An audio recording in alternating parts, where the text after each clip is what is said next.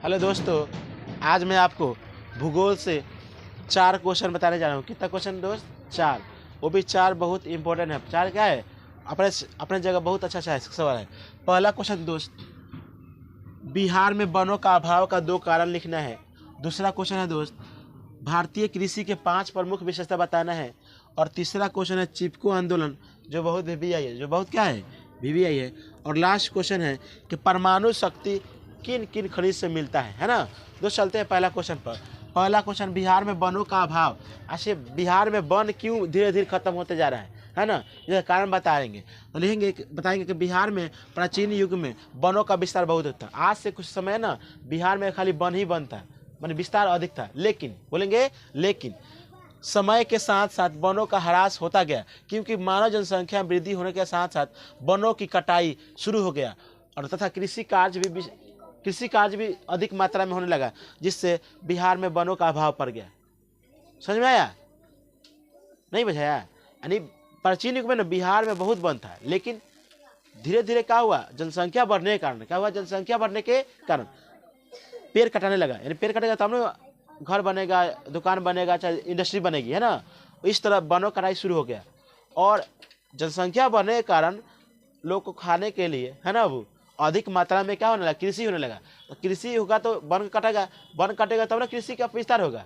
इस तरह बिहार में वनों का क्या हुआ? अभाव पड़ गया। अपना भाषा बता देंगे। दूसरा बात क्वेश्चन है, भारतीय कृषि के 5 विशेषता बताना है। सर हम लोग को तो 2-3 गो ऐसे ही विशेषता याद है। बोलेंगे ना सर, भारतीय कृषि पहला विषय देखिए, बोलेंगे निम्नलिखित विशेषता है, इसको जरूर सुनाएंगे कि भारतीय कृषि की 5 निम्नलिखित विशेषता है। 1 नंबर, यह देश के आर्थिक जीवन का प्राण है। यानी सबसे ज़्यादा योगदान, बहुत सुनिए, कृषि करता है देश को। ये जीवन कृषि देश का प्राण है। यानी कृषि नहीं होता तो हम लोग भी नहीं रहते। हम लोग को अच्छा दाल, सोयाबीन, ये जो मिलता है ना, प्रोटीन, ये सब चावल, अच्छे किस्म का ये KRB चावल, ये चावल मिलता है ना, बासमती, ये सब कृषि से ही देना है। और कृषि पर हम सब निर्भर हैं। कृषि छूट जाए तो आदमी जिएगा? प्राण है इसी को। भारत के लगभग 2/3 लोगों की जीविका कृषि पर ही है। इसका मतलब है ना कि 100 आदमी में से बोलेंगे 70 आदमी कृषि से जीवन चला रहा है। कितना आदमी? लगभग में सोचो कि 100 आदमी में से 70 आदमी अपना जीवन किससे चला रहा है? खेती करके, कृषि करके। हाँ, बड़का योगदान है। दूसरा का बात, यहाँ की कृषि मुख्यतः मानसून पर आधारित है।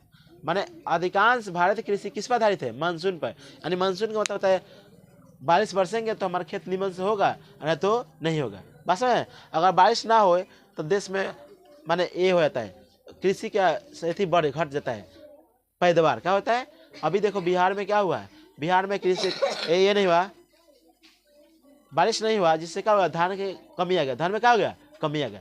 जो अधिक मात्रा में पटौनी किया उसका धान अच्छा हुआ, नहीं तो अच्छा नहीं हुआ। तीसरा बात, कृषि की आंतरिक एवं अंतर्राष्ट्रीय व्यापार में महत्वपूर्ण भूमिका। यानी जो हमारा कृषि है ना इंडिया का, वो विदेश चाहे इंटरनेशनल में दोनों व्यापार करते हैं और अच्छा यहाँ से ट्रांसपोर्ट करता है। चाहे कपास हो गया, चाहे सूती रेशम हो गया, चाहे मसाला हो गया, चाहे गन्ना हो गया, अपना देश का ही सबसे ज़्यादा योगदान है। आगे सुनेंगे दोस्त,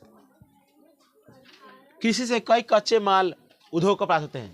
कृषि से कई कच्चे माल जैसे कपास सूती वस्त्र में काम आता है, गन्ना चीनी में काम आता है, एगो रेशम कीट होता है, वो रेशम उद्योग में काम आता है। रेशम कीट बताओ ना, ये शहतूत के पौधे पर कीट छोड़ देता है, कीटवा खा जाए सब पतवा के, और उसके बाद उसको उसी के अंदर से सलाइबा निकाल कर उसका खींच के उसको रेशम बनाते हैं। क्या बनाते हैं? रेशम। बात समझ में आया?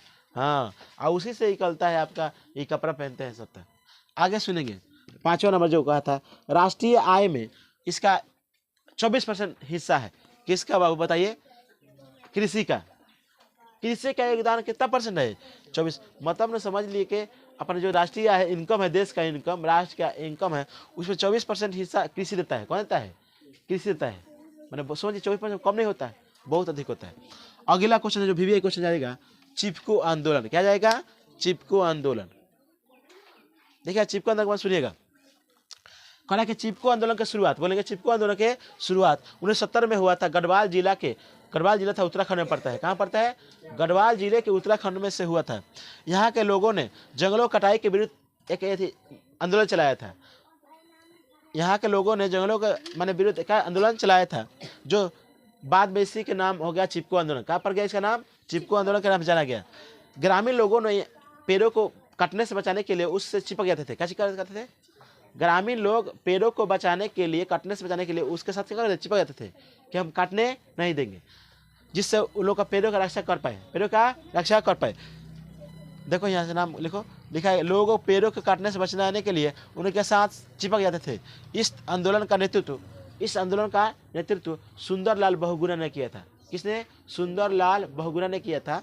और सबसे ज़्यादा इसमें योगदान महिलाओं ने दिया था। भाग किसने लिया था? महिलाओं ने। क्यों बोलेंगे कि सर चिपको आंदोलन का शुरुआत 1970 में गढ़वाल जिला उत्तराखंड से शुरू हुआ था। ये आंदोलन पेड़ों को बचाने के लिए शुरू किया गया था। यह आंदोलन किसके बचाने के लिए शुरू किया गया? पेड़ों को बचाने के लिए शुरू किया गया था।